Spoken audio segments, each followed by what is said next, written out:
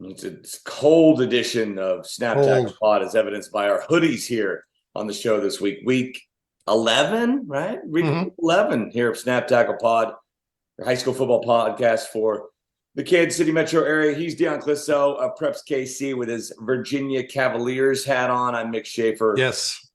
KSHB 41. I got a little North Face here. I'm just thrown together. I'm leaving for Germany in about 6 hours, Dion. Wearing a very arrogant sweatshirt, it looks like. Is that you trying to talk? Who's that directed? Is that directed at DeSoto? Is that directed at It's not Shawnee? It's just it's a prideful one. This is probably a couple of years ago. To deal with Mill Valley, you got to update your swag every year. Adding state championships, all that stuff. But no, I think this was a popular Nike kind of phrase, right? Every year they come out with certain phrases. You'll see it in the NCAA tournament, right? All the Nike teams. Little phrase. I think they do it similar for high school teams and everything. So this is our town. That's actually a good looking sweatshirt. Although Mill Valley, it's a great hoodie. I love it. It's not Mill Valley's not a town, obviously. Western Shawnee, Shawnee's not a town. Shawnee's a town, but there's lots of handful of high schools in the town. But whatever, you get the picture. Yeah, I'll be watching that Mill Valley Spring Hill game from my computer in my hotel room in Frankfurt, Germany, at 1 a.m. And because your team plays on the Kansas side, you don't have to pay any money to do that. Yeah, just NFHS. So my subscription to that. Your $10 a month gets you every game. Yeah. So it doesn't in Missouri side, you can't watch Missouri, it's $10 a game. A game. And then what are they every postseason game? So the Spectrum guys, they're just the Spectrum guys are done. Games all the way through the playoffs because Missouri charges so much. Yeah, it's a couple. When they went to Blue Frame and they locked down all the district stuff, they still 4 years in haven't figured out that if they would charge $50 for all the district games, they'd probably make way more money than they are at $10 a game. Yeah. The guys who do this thing called Midvid, they do Carrollton, Lexington, Richmond, Odessa, Oak Grove, some of those schools all season long. So what they do is they take the audio that they run with their video and they blur up the video. But not enough to where the score bug is still viable. You can still see the score bug and listen to their audio as they do the games, but they do their audio for free. Yeah. I think to do audio for Misha for a broadcaster, I think you pay $100 at the beginning of the year and you can audio stream every single game you want. I mean, it's like a blanket fee, but to broadcast over the air, they want thousands of dollars. And Blue Frame, who owns their rights, Spectrum did some basketball games, did the quarterfinal basketball games a few years back when they were all at the event center in Independence. Great day, 4 games. Yeah. And no, it might have been 8, 4 in the morning, 4 in the afternoon. And they were great events. It was fantastic to do it. And then Blue Frame came in and said, because Spectrum has a streaming availability, which I don't even know if anybody knows they could stream Spectrum Sports or Spectrum News. I think very few people do, but because it has that streaming ability, they locked them out. So it's pretty much when I do basketball in Kansas, as soon as postseason starts, everything's on the Kansas side. Which is disappointing because we had some really good teams on the Missouri side, and you had to pay $10 a pop. Now I will say, for Misha's credit, when it gets to state championships, I think it's $18 and you get all of them. Yeah, which makes no sense. Why it's $10 a game the week before, and then it's 18 for all of them. Will be now 7 games on that weekend now because 8-man and Class 6 are all on the same weekend with everybody else. Yeah. We're still relatively new to it all, right? The streaming thing. They really only picked up 3 years ago during COVID. And now everybody does it. I love it. You're available to watch so many more games and see film on all these teams. I can remember my oldest son was in school. I mean, his sophomore, junior year. I mean, there was outside of his huddle, right? There's no way to see these other teams or watch. Well, I think we talked about before, the guys who do, I think it's Lewisburg Sports Live, Hale Sports Live. Yeah, Spring Hill Sports Live. Those guys, they're really good. All those things are fantastic, and they really have it down to a science in the sense of they've got great announcers, they've got great video, they do a great job with it. Yeah, As I pregame switch shows, out, post-game, all that stuff. Yeah. yeah, graphics. it's great. Graphics, And all it fantastic. takes is go out and you find a couple sponsors in the community, and there's going to be a lot of them, right? Almost every year, your teams are going to have parents that are business owners in the community, and they want to get their their insurance company out there, their orthodontist office out there, and want to help out the teams. And so it's kind of a win-win. But no, I think it's only going to grow. I think it's going to be better and better, and it's and I don't know if it'll be more expensive or cheaper along the way, but there definitely will be more access. Yeah, and it's funny because, like I said, the guys at Midvid over there, they have a little disclaimer at the beginning of their thing, basically saying Misha forces us to charge you. Now they do kick back a little bit of cash, supposedly, to the people doing the streaming, but I haven't talked to anybody over there to know how much they're getting back or how that works and all that kind of stuff. I used to broadcast state championship games, and then I evidently, at what is really cheap talent levels, was too expensive for them, so I got booted out because I wouldn't do it for I wouldn't do it for the amount of money it would cost me to go down there and have a hotel room and stay the night. I mean, I couldn't make any money. I mean, it wasn't worth it. In fact, to give you an idea what I was paid originally, without putting a dollar figure on it, it was less than a third of what I originally was paid to do a game by Misha. Once Blue Frame took it over. So I got to the point where I was frustrated by it because I really enjoyed doing it. And then I figured out I can't care more about someone else's product than they care about it themselves. Yeah. It's like I can't make Misha care more about what they put out there, which used to be a fantastic product that over time was either done by Fox Sports. Spectrum did it a few years, which is a fantastic professional product for their state championship games, which was an outstanding commercial for what they do. And then they kind of lost to Fox Sports.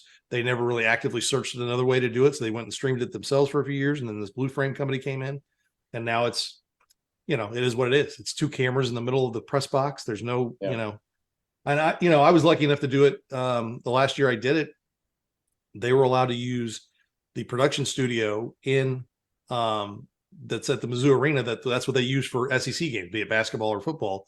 They don't have a truck. They have a full just broadcast thing right there that broadcast it out. And we had like 5 cameras and all the pack, the SEC package and, guys that usually work those games. So that was really nice. That was fun.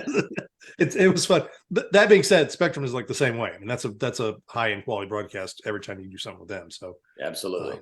They're doing the 5A game like the last few years. I think they're 6A game this year. I think 6A is this year. Yeah. Yeah. So but then they'll be doing games all through the playoffs. I think this week, is it like the East Blue Valley this week they've got? I think so. I'll look that up. I think so. Check. Let's get to it. Get to last week. So we had the buys on the Missouri side last week. Yes. Did we like that? It was kind of almost out of sight, out of mind for those really good teams on the Missouri side. After we talked last week, I talked to a couple other coaches, and I thought to myself, oh, we missed those 4 or 5 matchups.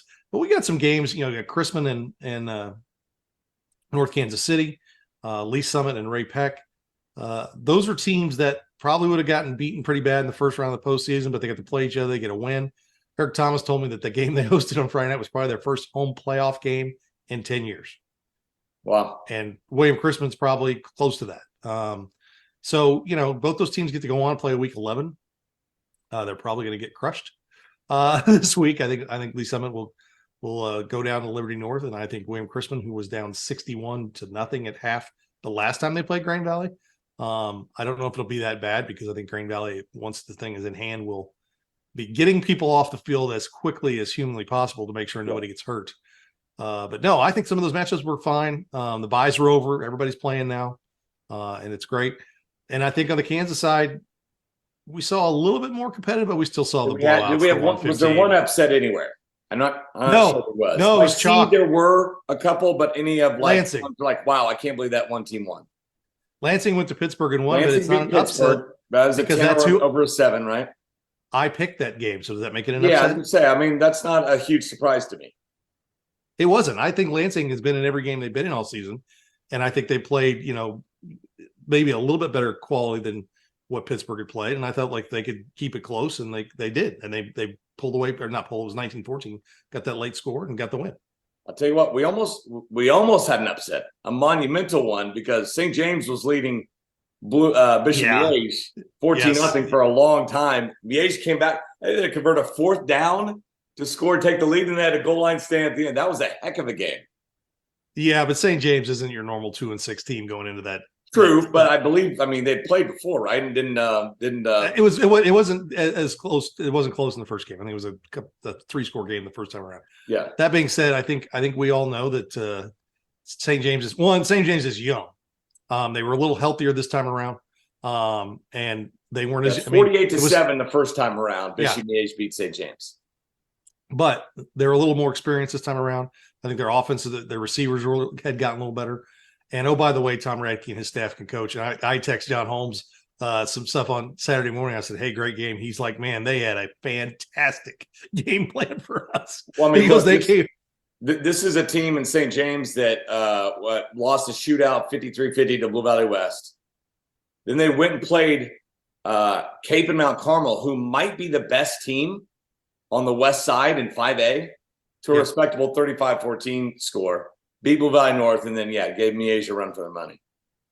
Yeah, no, I like I said, I think what Holmes said was, hey, they had a great game plan. He goes, they executed well. He goes, we had to fight to get out of there. So I think it says a lot about how I think somebody at K-Preps was like, yes, for all the grief that they got for leaving St. James ranked number 3 winless, or whatever, winless for like 5 or 6 weeks.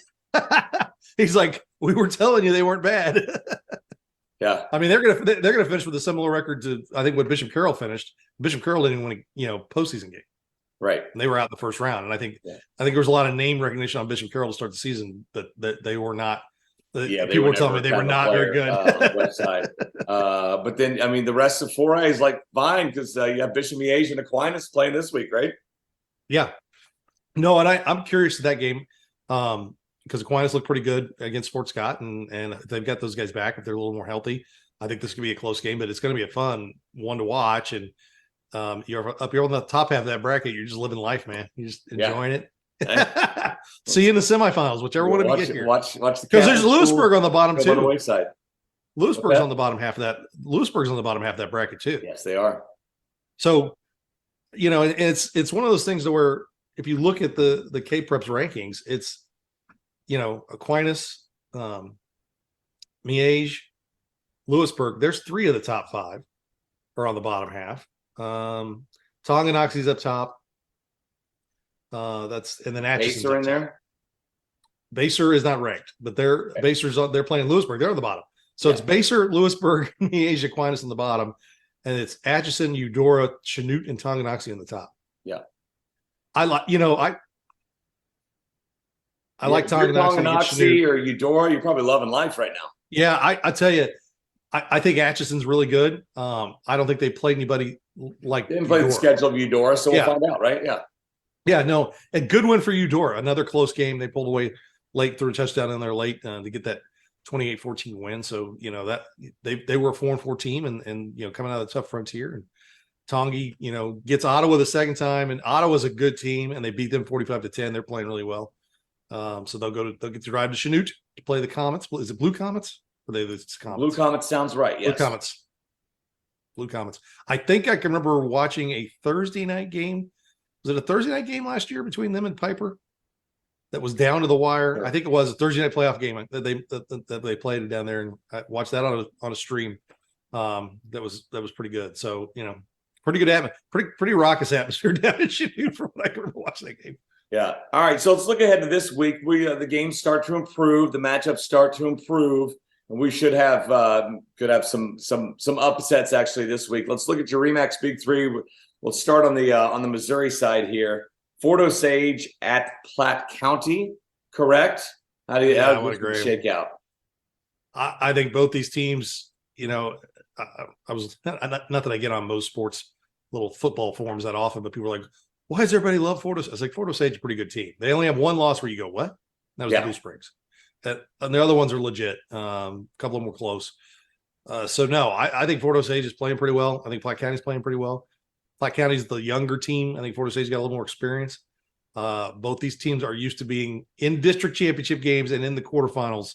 So they're meeting, a couple of weeks ahead of where they're used to having to, play teams, and having them in Great Valley all in that same district makes it tough. And this is going to be a dogfight. Yeah. That's in Class 5. In Class 6 on the Missouri side, you have Lee Summit West at Rockhurst. This is two teams that are good enough to win a state championship. Not a rematch, though, right? They've not played. No, they didn't play this year in the regular season. This last cycle they didn't play. They had before that though. There was like a 4 or 5 year run where they were playing every year. Yeah, this last 2 years they weren't in cycle. And I haven't seen that they're still working on the schedule. I wouldn't be shocked if they went back into that cycle. Rockhurst got Lee Summit West back, or even a Lee Summit North or something like that. But no, teams that are physical, they want to run the ball, they want to play defense. This is a knockdown, drag out fight. But I mean, you got a Willie Horn guy who played under Greg Oder, on defense, and he's calling that defense, and so it's a situation where you got two teams that are very similar. Even to the fact of Sterling Edwards, who calls the offense, was an assistant coach under Kelly Donahoe. Mm-hmm. So it's really it's just that situation where there's so many teams and crossovers here. They know each other. They know what the other team likes to do. They're very familiar with each other on staff. I mean, Carswell and Vinny Carswell's calling the defense with Willie. And so there's just a lot of crossover with those two teams. And even though they haven't played each other the last 2 years, there's no lack of knowledge about what each team likes to do. And gone is the happy fun times of the 7-0 start for Lee Summit West. Man. Yeah, and that's a gauntlet here with Lee Summit North, Liberty North, and now Rockhurst in consecutive games. Yeah, no, and I'm not. It's your first game in the playoffs. You go 7-2, and your first game in the playoffs is Rockhurst. Yeah, I mean, I think, and if they'd have, had one of those games, if those games been split out through their schedule, I think people would be like, "Hey, the nice finish from 7-2." Played tough. I said, but it's just the way their schedule was. But let's not forget, they were leading Lee Summit North. That was a game. Back and forth game. So either way. I mean, it position, it's the recency bias. It makes it sound like, oh, Lee Summit West is living in the playoffs. No, they just happen to have their two toughest games that they played pretty well. And Liberty North actually played a little better, but and it's probably playing the best of anybody right now. But no, that's a great game there. And then Lee Summit North. Lee Summit has been kind of up and down. They were down 10-0 to Ray Peck. Yeah. And came back and won that game in the second half. They're dangerous. That quarterback Dawson Heaney and those receivers are tough.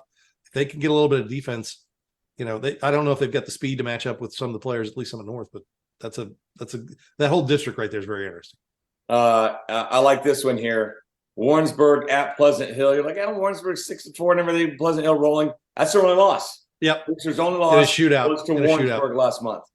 Yeah, they both have, Braden Bush is a two-way player for Pleasant Hill. Their tailback and middle linebacker, one of the best players. We did the Fontana watch list last week. He's a guy definitely to keep an eye on. I only put his offensive stats up there. When I do the bell, I'll put his defensive stats up as well. But no, he's a great player. Kobe Westfall, the quarterback for Warrensburg, really makes it happen. He missed a game early in the season. That's one of them they lost. They struggled to beat Osage last week, and I think Warrensburg's a good team. They're going to be in every game. Everybody's going to be in the game with them. I think their defense can struggle at times, so they can give up some points, but they can score points at will. And so this is I expect a similar type game than what we saw the first time. It should be a shootout, back and forth. And if you're Pleasant Hill, you probably hope that Warrensburg ended up on the other side of that district bracket, and that this was a district championship game, maybe Jeff City or somebody would have a shot at taking them out, but the way it kind of shook out, you got them now. You won too many games, Pleasant Hill, and Warrensburg lost too many. So you're meeting them. Yeah. So it definitely, that's the way that district shook out. And I think this is probably the de facto district championship, because I don't think Jeff City or Marshall are going to come off the other side. Marshall, who beat Van Horn. I have yet to get in touch with my friend who's the principal of Van Horn to have him dissect what happened to them the last month of the season, but they did not finish strong. Let's just say that's after beating Chrisman and some teams early on, they really stumbled down the stretch and didn't really have the end of the season. I thought they would have a chance to win that first playoff game and go on, but they're done. And it's just Warrensburg and Pleasant Hill in that district. Big three on the Kansas side. A couple I like these matchups. A couple Sunflower v. EKL matchups. Let's start with Blue Valley and Olathe East. Two teams that are playing their best football of the year, I think. Yeah, and that's Blue Valley team that is really very intriguing. Olathe East has been playing fantastic for 6 weeks. I mean, they've done everything they needed to do since losing those, two out of the first 3 or 2 out of the first 4 to good teams. But then they just rolled from that point on. Blue Valley's dangerous because they want to play defense. They want to run the ball. That shortens the clock. That's kind of a playoff recipe. But on the flip side, that's what Olathe East wants to do too. Now they've got a good tailback group there. I think Jack Cornell is his name, is their quarterback. Has played pretty well for them, so they could throw it a little too. But defensively, they've been nasty. They've been great, right? They gave up 7 to Gardner, 7 to Shawnee Northwest, 6 to Wyandotte. They 14 like the way. I mean, they have, outside of the first game of the year when they gave up 42 to Olathe North. The most they've given up in the game is 17.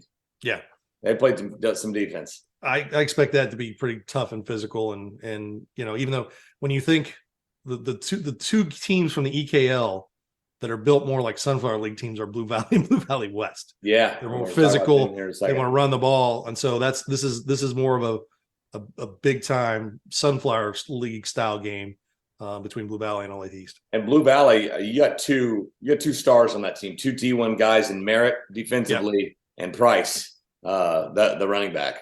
Yeah, those so that's really stand out. They've got some dudes. So it's like I said, we'll see. We'll see if Blue Valley, if this is, they got to win over Blue Valley West 2 weeks ago. And that's an impressive win. And then they won last week easily. And I think they move. I think they move into this game with a lot of confidence. Probably the most confidence they've had all season long. Yeah. Blue Valley West and Olathe North. Olathe North at 8-1. You got Blue Valley West at 5-4. So you look at it, should favor Olathe North, but look, strong EKL. And this Olathe North team that they lost early in the playoffs last year. They remember that. They want to make sure they get over that hump this year.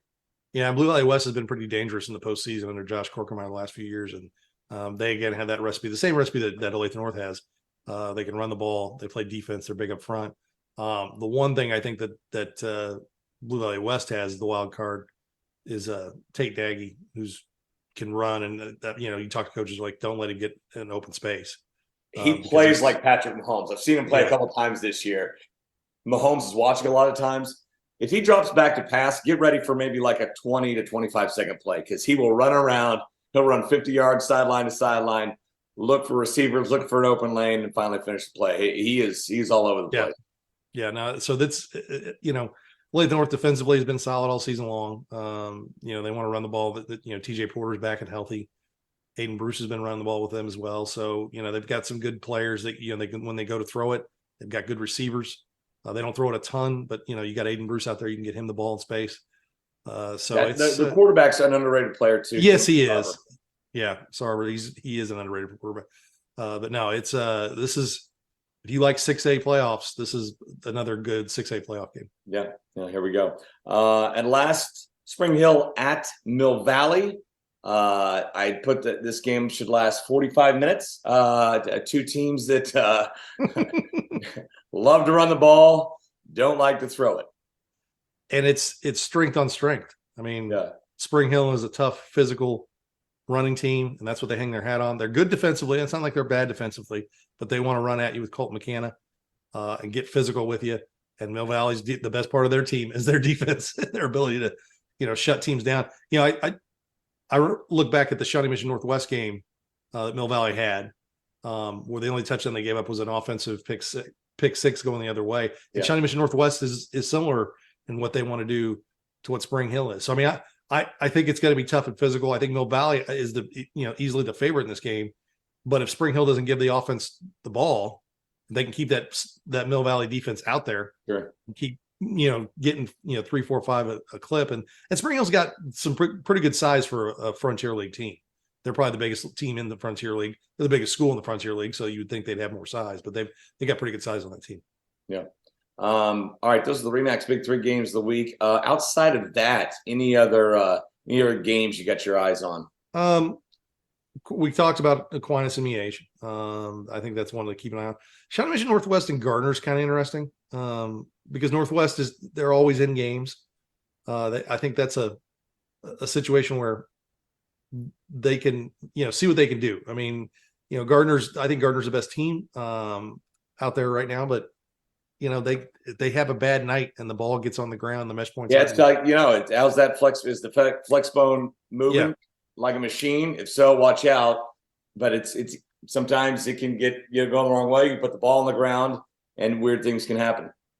Another game I like is Shawnee Heights, Topeka Highland Park. That's a Thursday night game. I think Shawnee Heights has got a chance to win. Highland Park's a 3 seed in the in 5A East, and they hammered Shawnee Heights. They beat Shawney Heights. It's going to be tough for them to get that done, but Shawnee Heights is pretty good.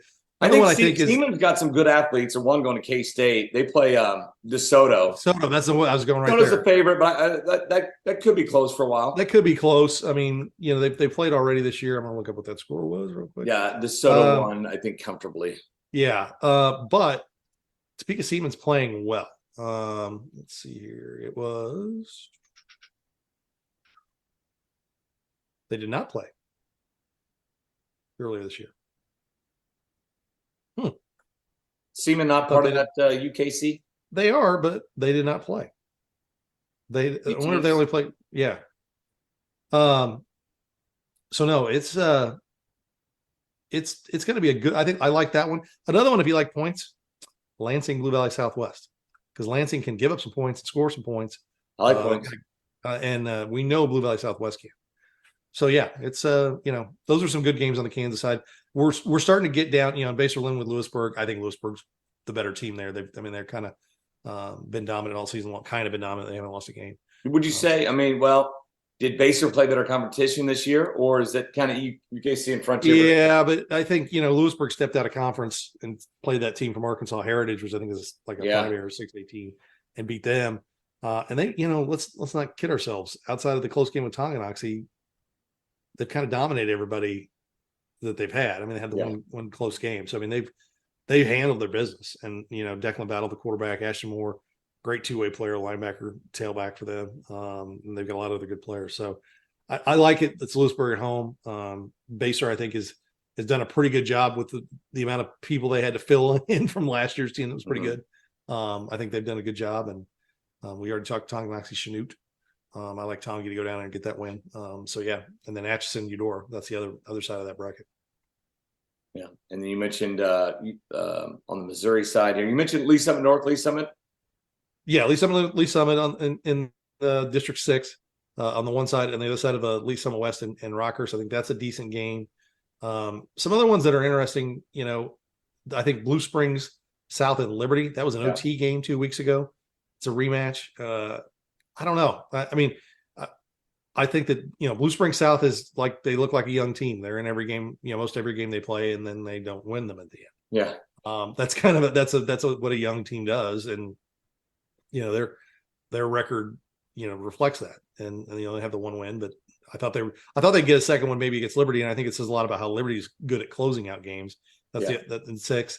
And then Liberty North, Blue Springs, that should be a blowout again. And then we talked about Green Valley and Chrisman with the other side of Fort Osage, Oak Park getting Staley. Staley got a really good coach, Steve Rampy. They got the win over Park Hill South. Those two teams had horrible records, but I still feel like they're better than their record, though. You always are what your record says. And then St. Joe Central gets. Go to the bracket. It's easier to find it on the bracket than it is on my Park Hill, I believe. Park Hill. That's a game that both those teams can score points and are real athletic. And if you're St. Joe Central, you really need to kind of, say, we played Oak Park right down to the limit. We're good enough to be a 2 seed, and this is a kind of way to back it up. And so that's a game there. And go down to Class 4. You've got Grandview going into Nevada and Carl Junction coming to Harrisonville. I don't know. Nevada's a pretty good team. They play some good teams down there in Joplin, places like that. Grandview's a wild card. I think that's a good football team. They've got speed and size. Harrisonville, sitting pretty. You get Southeast. They got a Carl Junction team that, as of last week, going into last week, had one win. Yeah. They beat Lincoln Prep. So Harrisonville's got a shot to be in a district final. And if Grandview can find a way to upset it, Harrisonville would host a district final. And then up north, you got Kirksville, who got past Excelsior Springs, who's not very good. Smithville should hammer them. Savannah, hammer St. Joe Lafayette. Kearney, hammer St. Joe Benton. They play each other this week. I think Kearney's is probably going to win that game, but that's an interesting game too. I mean, I think if you're Kearney, don't get caught looking at Smithville. Mm-hmm. Be ready for Savannah because Savannah's got some players and they can play. So that's kind of the Class 4 big ones. What about Class 5? How good's Carthage? Should Raytown South move on in that game? I don't know. I think Raytown South's really good. I think their defense is really good. Carthage has been kind of, they're kind of middling, I guess, down there. They've had, they won a state title just a few years ago. Yeah. But I think if you're Raytown South, they're playing at home. If Raytown South can get to the district final against probably Webb City. As I said, does Belton have a shot against Webb City? Todd Vaughn always has a shot in the postseason. He always gets his teams playing well. I don't know. Going to Webb City and winning is tough. Yeah. That being said, and I brought this up last week, Webb City was only up 2 points on Neosho going in the fourth quarter 2 weeks ago. Raytown South hammered Neosho last week. Neosho is not a good football team. So I don't know if Webb City just had a down night and they kind of got it together and won by 18, I think, in that game, or if Webb City is really vulnerable. Todd Vaughn is a good coach and they got a good staff and they do things right. But Webb City is a tough place to go and win. It doesn't matter how good you are. I mean, I've seen some of the best, teams we've had out here go to Webb City and lose to teams that they probably were a little bit better than. It's a great atmosphere. I think anyone who wants to go watch a playoff game in a great place, especially if it's cold here and it's cooler or warmer down there, and you got a chance to go down there and watch a game. It's great. They have their home stands are sideline to sideline or end zone to end zone. That's how big they are. It's not as high as some of them, but they're end zone to end zone. So you feel that those fans there. But well, it should be warmer on Friday. We're getting out this cold snap very soon. It won't be warmer in Germany, but you guys here. What is the temperature there? Is that it's not a dome stadium? Is it? Is it a regular stadium? No. Open air. Open air. So you be sidelining. About 48,000 for American football. It's not bad. It's not bad. Class 3. You want to hit that real quick? You got let's get some Class 3 teams in there.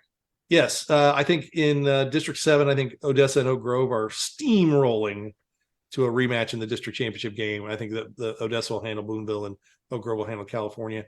And much the same in the District 8. I think Maryville and St. Pius are both steamrolling into that game. Though good win by Cameron last week, beating Pembroke Hill 42-7. Then Chillicothe edges Richmond in overtime 28-22. The really fun ones that are going to come up are in Class 2 in Missouri because you took all those really good Class 1 teams and moved them up to Class 2. We're not quite to the point where the games are really, Adrian got their win. They're going to host Butler. They should take care of them. Mid-Buck and East-Buck, they face each other in the playoffs every year, don't they? Yeah, they have. But the Mid-Buck's going to have to beat a Trenton team if they're going to get to face East-Buck next week. They're on the bottom half of that bracket. But I think that the really interesting bracket is Lafayette County's in District 6. They've got Hogan this week. They should handle them. St. Michael's got Hogan and Holden. Got to make sure you enunciate those. So I think St. Michael, Lafayette County could be a great district championship game. Adrian, if they win, they probably get Lamar. So, Cole Young is saying that's probably a tall order for Cole. I always get Adrian and Archie mixed up too. Yes. So I think, you could have an East Buchanan, Mid Buchanan final. You should have probably a Lafayette County, St. Michael final next week. You could have an Adrian Lamar final. So that's kind of how things are in Class 2. And then Class 1, I think North Platte and Penny are different districts. There's 4 districts in Class 1. I think they probably have a chance I think North Platte should get through. They should get through their district and get the semis. But then there's Penny for that. Yeah, your word on that.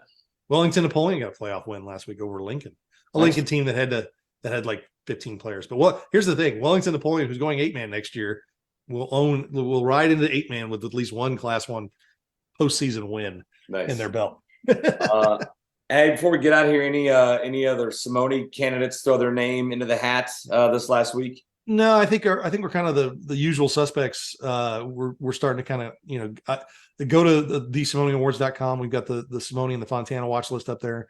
Of course, follow. I retweet all the stuff from Simone, so we've got those lists up there. I've been updating the stats weekly. We're going to add Bell and Buchanan hopefully this week, and then do Taylor next week, and then we'll keep updating those stats as we go through. Great interview with one Benny Palmer. We did last week about his Fontana experience. We talked a little bit about that last week. That was a lot of fun. And this week, trying to efforting one Cale Garrett, and Jafar Armstrong. Cale was Carney and Jafar was Miege for the Taylor. And I'm trying to figure out the Buchanan. The Buchanan's tough because the guys who won the Buchanan the last 10 years are a lot of them on NFL rosters, and they're a little, tough to get a hold of this time of year. Even the guys who were finalists and didn't win, like a Braden Smith, are on NFL rosters. Yeah. I've reached out to Elijah Lee a couple times. And I don't even know if he's on a roster right now. Is he? Not sure. I'm not sure. Carlos Davis is not. And he may be, I don't know, was he a CFL? No. So yeah, there's some guys, like talk to Chester Graves, don't know where he's at all.